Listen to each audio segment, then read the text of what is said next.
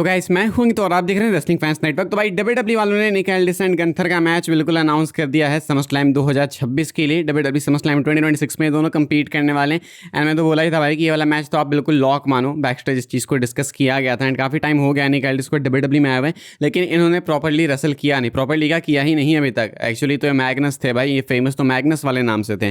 WW में आके निक Aldous इनको सबने जान गए भाई, सब लोग समझ गए, फेमस कर दिया निक एल्डिस के नाम से मैनेजर के तौर पर। लेकिन है तो एंड ऑफ द डे ये रेसलर ही, तो अब इनको मौका मिलने वाला है रसल करने का। अब मुझे नहीं पता कि रिंग रस है या फिर क्या है, वो तो वक्त बताएगा।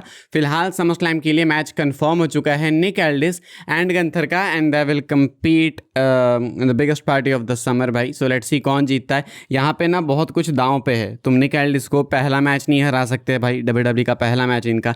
गंथर ने जॉन सीना, एज स्टाइल्स जैसे लेजेंड्स को रिटायर किया है, तो गंथर को भी हराना सही नहीं है। कोडी रोड 4 बार पिन कर चुके हैं, गंथर को क्या इज्जत रह गई है। तो गंथर ने जो भी अभी अचीव किया था पिछले 1 साल में, सीना को रिटायर करके, स्टाइल्स को रिटायर करके, वो सब कुछ खो दिया है इन्होंने। अब निक एल्डिस से भी सोचो अगर हार जाते हैं तो भाई पता नहीं कैसे फिर ये रेलेवेंट लगेंगे कभी।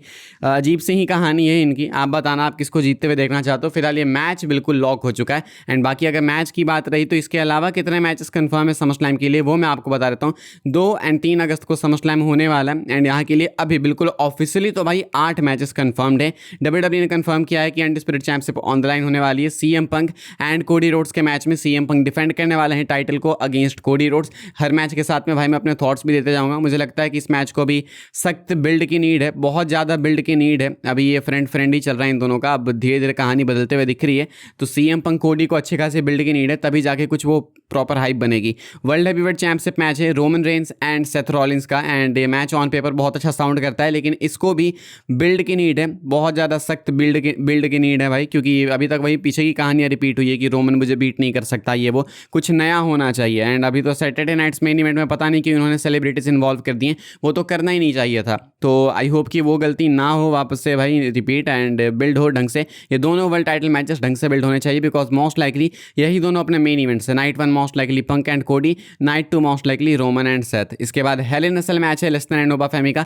आई थिंक ये एक इकलौता मैच है इस कार्ड का जिसमें बहुत कुछ ज़्यादा करने की नीड है नहीं, सब कुछ पहले से सेट है, बस एक अच्छा मैच इनको डिलीवर करना है। तो यहाँ पे बिल्ड पे बहुत ज़्यादा ध्यान देने की नीड है नहीं। मुझे नहीं लगता कि बिल्ड में इससे बहुत ज़्यादा कुछ ये कर सकते हैं जितना ये ऑलरेडी कर चुके हैं। अब है एग्जीक्यूशन की बात, तो हेल इन अ सेल की इज्जत रख लेना भाई। हेल इन अ सेल अब हर साल होता भी नहीं है, कभी कदार होता है। तो लास्ट वाला hello in a cell match तो क्रेजी ही था। आई होप कि लेस्टर एंड नोवा दोनों पुल ऑफ कर पाए, बिकॉज डाउट्स हैं, दोनों बहुत अलग तरीके से रसल करते हैं भाई। ऐसा नहीं है कि टेक्नीशियन है तो हेल इन अ सेल का बहुत अच्छे से यूज़ कर लेंगे, बट ब्रूटल भी हैं दोनों, तो कर भी सकते हैं, देखना होगा। विमेंस वर्ल्ड चैंपियनशिप मैच है Liv Morgan and Iyo Sky के बीच में। I am not hype to be very honest भाई, क्योंकि लिव मॉर्गन एक बोरिंग कैरेक्टर हो चुकी है एंड इयो स्काई पहले भी चैंपियन थी ही। इसके बाद इंटरकॉन्टिनेंटल चैंपियनशिप मैच है पेंटा एंड चैट गेबल का। यहाँ पे आई थिंक फाइनली पेंटा अपनी टाइटल ड्रॉप कर देंगे एंड चैट गेबल को मिल जाएगी टाइटल, बिकॉज चैट गेबल ने बहुत वेट कर लिया, बहुत ज़्यादा ओवर हो गए हैं वो क्राउड में। एंड ये परफेक्ट अपॉर्चुनिटी है समरस्लैम के क्राउड के सामने कि उनको टाइटल दे दी जाए। एंड पेंटा बहुत टाइम से चैंपियन है भी, एक अच्छी रेन दी है पेंटा ने, सो इट्स टाइम कि अब टाइटल छोड़ दी जाए। इसके बाद 5 वे लैडर मैच है भाई अपना इंटरिम डब्ल्यूडब्ल्यू वुमेन्स चैंपियनशिप के लिए, बिकॉज रिया रिप्ली तो टाइटल डिफेंड नहीं कर पाएंगी। तो अभी फिलहाल Tiffany Stratton, Z Kargil, Charlotte Flair या नहीं तो नाया जैक्स, ये तो कंफर्म है। 2 अपोनेंट्स और चाहिए एंड इसके बाद ये मैच कंफर्म हो जाएगा। तो फिलहाल ये कंफर्म ही एक तरीके से, बस पार्टिसिपेंट्स अभी बाकी ऐड होने। गंथर एंड निक एल्डिस मैंने आपको बता दिया कि गंथर निक एल्डिस का मैच होगा ही होगा। एंड देन अपना 6 मैन टैग टीम मैच जहाँ पे ब्लड लाइन के जेका फाटू, जे उसो, जिमी उसो फेस करेंगे LA Knight, solo and Royce keys को। कमाल की बात है कि Royce keys, solo Sikoa, LA Knight, ये तीनों भाई फेस है इस वाली कहानी में एंड हील है अपनी ब्लड लाइन, यानी कि जेका फाटू, जे उसो, जिमी उसो। तो फिलहाल ये है समरस्लैम का कार्ड। क्या एक्साइटिंग कार्ड है, टू बी वेरी ऑनेस्ट भाई। 3 मैचेस के अलावा कुछ ज़्यादा एक्साइटमेंट है नहीं। पंक, कोडी, रोमन, सेथ एंड लेस्टर नोवा के अलावा कुछ बहुत एक्साइटिंग कार्ड ये है नहीं ज़्यादा। एंड इन 3 मैचेस में भी बहुत सी नीड है। दोनों वर्ल्ड टाइटल मैचेस में बिल्ड की नीड है and hell in a cell match में एग्जीक्यूशन की नीड है। तो वो भी नहीं कह सकते कि 100% अभी हाइप कर रहा है, तो अभी बहुत ज़्यादा वर्क करने की नीड है समरस्लैम के कार्ड के पीछे। अभी तो बात नहीं बन रही है। आगे बढ़ते हैं गाइस, हम लोग बात करते हैं अगली स्टोरी के बारे में। तो क्या भाई सेथ रॉलिंस ने समरस्लैम के लिए रॉक के रिटर्न को टीज किया है। बहुत अजीब लगता है रॉक के रिटर्न की बात करके, लेकिन अब है कुछ तो मैं आपको बता देता हूँ। समरस्लैम का किक ऑफ होता है, वहाँ पे सेथ रॉलिंस कहते हैं I am the people's champion if you smell what I am cooking. And ये तो आई डोंट थिंक कोई नीस रेफरेंस है कि मुझे बताने की नीड है कि ये किसकी लाइन है। एवरीवन नोज कि रॉक की लाइन है। रॉक खुद को पीपल्स चैंपियन बोलते हैं, वो कहते हैं do smell what the rock is cooking. So obviously straight up वही का रेफरेंस है। लेकिन बात है कि क्या करेंगे रॉक आके समरस्लैम में? रोमन को कॉस्ट करेंगे? क्यों करेंगे? रोमन को हेल्प करेंगे? क्यों करेंगे? तो कुछ कहानी बनती नहीं है यहाँ पे। तो हो सकता है सेथ रॉलिंस ने just for the sake profit बोल दिया, हो सकता है बस हेडलाइंस बनाने के लिए बोल दिया, एंड हेडलाइंस बन भी गई है, बट आई डोंट थिंक कि कोई मतलब भी बनता है रॉक का समरस्लैम में आने का। अब मैं चाहता हूँ कि रॉक बिना फालतू के ना आए तो किसी मतलब से एंड एक लंबी कहानी दे के ही जाए। ये आना जाना अच्छा नहीं लगता है। अगर आना है तो एक्टिव रहो, वरना ऐसे लटका के मत जाओ। तो ये पास्ट में बहुत ज़्यादा हो गया, आई डोंट वांट कि वापस से चीज़ हो, लेकिन सत्य ने अब ऐसा बोला है तो बातें बन रही हैं। आप लोग बताना भाई लोग कि आप लोग देखना चाहोगे रॉक को समरस्लैम में? मैं नहीं देखना चाहता, अगर भाई वो बाद में चीज़ फॉलो अप ना हो तो, होनी है तो बिल्कुल कोई दिक्कत नहीं है। आगे बढ़ते हम लोग बात करते हैं अगली स्टोरी के बारे में। एंड समरस्लैम के टिकट सेल्स को लेकर मैं आपको अपडेटेड नंबर्स बता देता हूँ भाई, कितने टिकट्स बिक चुके हैं कितने नहीं। हम लोग सैटरडे की बात कर रहे हैं, यानी कि 2 अगस्त की इंडिया के अकॉर्डिंग। करंट सेटअप कैपेसिटी है 31,264, यानी कि सेटअप कैपेसिटी इंक्रीज की गई है।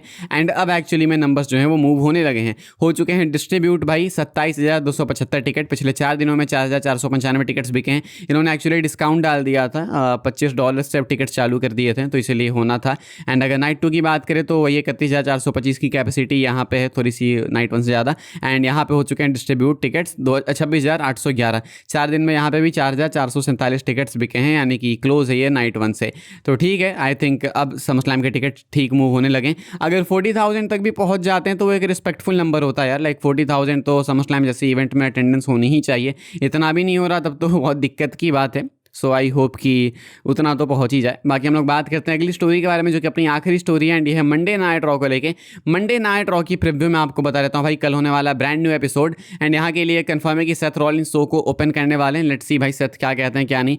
बहुत इंपॉर्टेंट प्रोमो है भाई, आई वॉन्ट की बिल्ड अच्छी हो, मैं नहीं चाहता कि मैसअप हो यहाँ पे कुछ भी। ओवा फैमी एडवर्टाइज हैं, चैट गेबल अपीयर होने वाले हैं, डनहॉजन अपीयर होने वाले हैं, एंड जे का फाटू एलिनेट का सिंगल्स मैच होने वाला है। अभी टाइम है समरस्लैम को, तो इसलिए भाई ऐसे लटका के चलेंगे। रोमन रेंस अभी शो के लिए एडवर्टाइज नहीं है, लेसनर भी एडवर्टाइज नहीं है, तो पता नहीं है दोनों होंगे कि नहीं। रोमन तो बिल्कुल नहीं होंगे, अगर वो एडवर्टाइज नहीं है तब तो भूल ही जाओ कि रोमन रेंस का कोई चांस भी होने का।